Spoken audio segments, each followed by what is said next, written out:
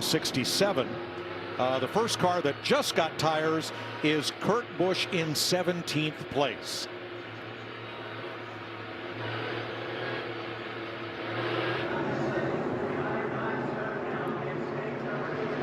It'll be 9 to go in stage 2.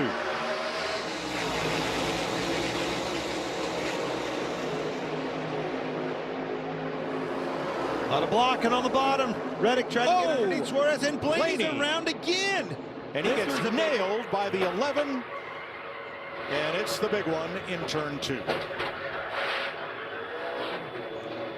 I was just about to say, look at the 12th car, already back in the game from his spin earlier, causing the caution. I hear you, buddy.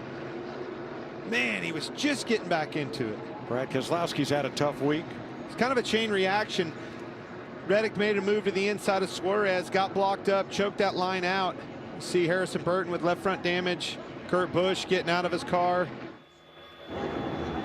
You saw Noah Gragson also involved, and we'll get a full list for you because so many are involved. Probably the best first look is going to be from our Goodyear aerial coverage. Watch the yellow car, Blaney. Watch the 8 first. Makes a move on Suarez to the bottom. Hits the grass a little bit and then gets blocked. Backs up. It looked like Blaney just got on the apron a little bit, Clint, and the car snapped out from underneath him. And really did block off the racetrack. Hamlin and Wallace with a good bit of damage too. A lot of good cars in that one. Wallace again. And it seems like if you've had trouble, if you've been having adversity, I agree, he was on the apron right there. But I think he was watching the 8 car. You know, he was reacting to those 2 cars stacking up in front of him, got on the apron. And Kurt actually drove up on his right front a little bit. William Byron involved also. There's Hamlin. Both of the front row cars as McDowell gets turned around.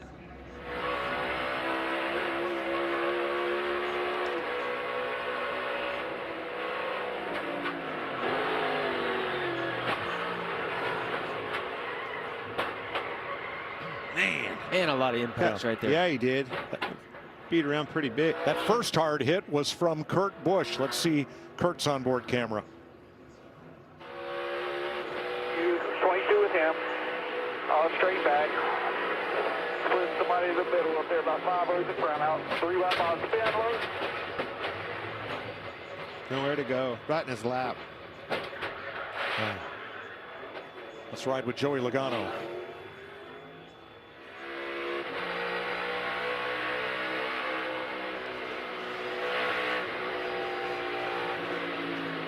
Too wide. Reckon up ahead. Stay low, low, low, low, low, low, low, low, low, low, low. Get low, get low, get low, get low. Turn down. That's a good feeling when you can make it through. I was just waiting to hear the crunch from Joey Logano, but barely made it through that wreck. That was his spotter, Coleman Presley, with some good advice there.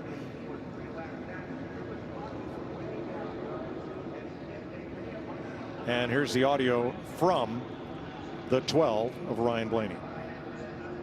Replay, it didn't look like you just got the apron there with the left front. Yeah, I just followed the 8, and he turned right. I didn't know we were going to the apron. Damn it.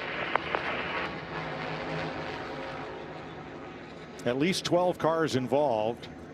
And you said they caught the grass just a bit. This is a quad oval, so after the start-finish line, there's that little dog leg right there. Yeah, and the grass isn't as big of a deal with this car because the splitter is not on the ground, but the apron, that transition from the apron up into the racetrack, you see Ryan just barely clipped that. That car hooked, shot up the racetrack. He's just along for the ride, kind of like losing the left rear tire with Austin Dillon earlier, and then once the cars start piling in, you just can't get slowed down. Joey Logano, his spotter, the Coleman Presley, come on, screaming low, low, low, low, just repeatedly saying that, gave him the right direction to go. Oh, he's frustrated. Jamie? Jonathan Hassler is the crew chief for Ryan Blaney. He just came on the radio and said, we're not going to be able to make minimum speed. Go out there, run as many pace laps as we can, bring it into the garage. His night will be over shortly. So NASCAR has a damaged vehicle policy for repairs and a clock on which the 24 and the 9 have already expired. and will head for the garage. Larry, tell us a little more about that policy and how it works for cars involved in the crash. Yeah, if you're involved in a crash, as long as you don't go to the garage area, you have 6 minutes total, and that includes your trips down pit road to meet minimum speed. And once you exceed 6 minutes, that's pretty much it. You're done for the day. Now, if you get back out there and you meet minimum speed, we go back racing, the clock goes away. Obviously, Chase Elliott or William Byron did not meet that. So there are the cars involved in the crash with at least some damage. Willie B. That was two of my favorites, the 9 and the 24. As of late, you know, Jamie, we just talked about it. It's anybody's game, but those two cars in particular were really strong tonight, all weekend long, out of the race. Here's an easier way to explain this. Okay. 37 cars started this race tonight. 13 of them have not been involved in an accident or a spin. Right?